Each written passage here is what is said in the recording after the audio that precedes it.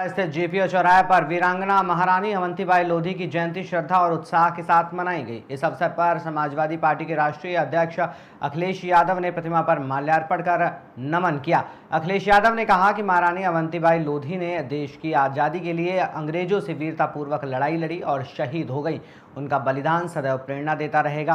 कार्यक्रम में समाजवादी पार्टी के अनेक कार्यकर्ताओं और लोधी समाज के लोगों ने भी प्रतिमा पर पुष्प अर्पित कर श्रद्धांजलि दी।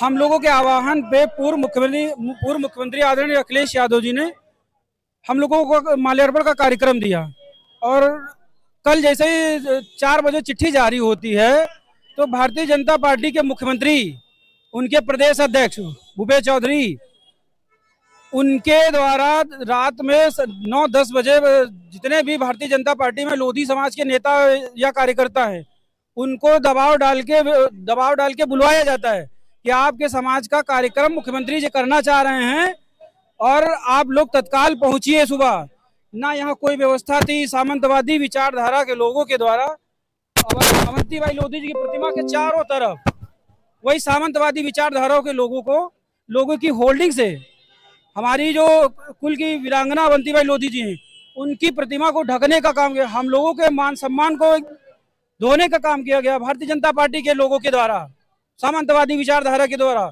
लोगों के द्वारा। और जब मुख्यमंत्री और उनके पार्टी के मुखियाओं को खबर हो कि भारतीय जनता पार्टी से लोधी समाज खिसक रहा है, उनका वोट बैंक खिसक रहा है, तब मुख्यमंत्री जी तुरंत कार्यक्रम जारी कराते हैं और तुरंत हम लोगों की सजावट हो चुकी थी, सारी व्यवस्था हो चुकी थी। रात में 1 बजे प्रशासन और नगर आयुक्त आते हैं, कहते हैं नहीं वो आप लोग पूरा कार्यक्रम वो सब हमारा जो भी सजावट थी वो सब हटवा दी गई मुख्यमंत्री के आदेश पे।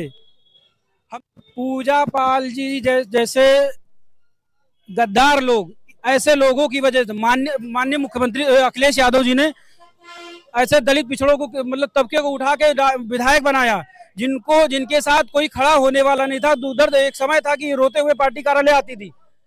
हमारे माननीय राष्ट्रीय अध्यक्ष जी ने इनको टिकट दिया, समाजवादी पार्टी के कार्यकर्ताओं नेताओं ने इनको विधायक बनाया, वहाँ की देवतुल्य जनता ने इनको विधायक बनाया।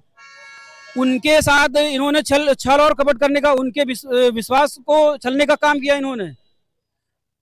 लोग उसके राज्यसभा के चुनाव में भारतीय जनता पार्टी के चंद रुपए और बिक करके इन्होंने राज्यसभा में वोट क्रॉस वोटिंग की। और अभी आप पीडीए की विधायक है तो आप पीडीए से हित की बात करिए, पीडीए समाज की बात करिए। आप समाजवादी पार्टी की विधायक होके मुख्यमंत्री का गुणगान कर रहे हैं सदन में, तो आप पे कार्रवाई स्वाभाविक मतलब बनती है।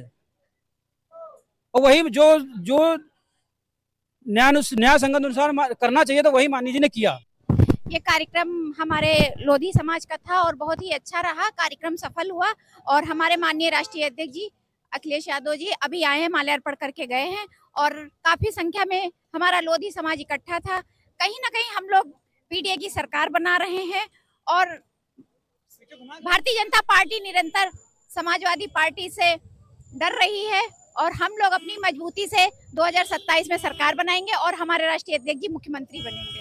पूजा पाल जी जिन्होंने जो है सदन में थोड़ी सी मुख्यमंत्री की तारीफ में कुछ जो शब्द पार्टी के बाहर का रास्ता दिखा दिया, तो 2027 में क्या फर्क पड़ेगा? कोई फर्क नहीं पड़ेगा। जो पार्टी के साथ गद्दारी करेगा उसका अंजाम यही होगा। पूजा पाल जी ने गद्दारी की पार्टी के साथ, जबकि अब ये जीवन में कभी विधायक नहीं बन पाएंगी। इनकी स्थिति केशव प्रसाद मौर्य की तरह हो जाएगी। अब ये स्टूल पर ही बैठ के अपना आगे का जीवन करेंगी।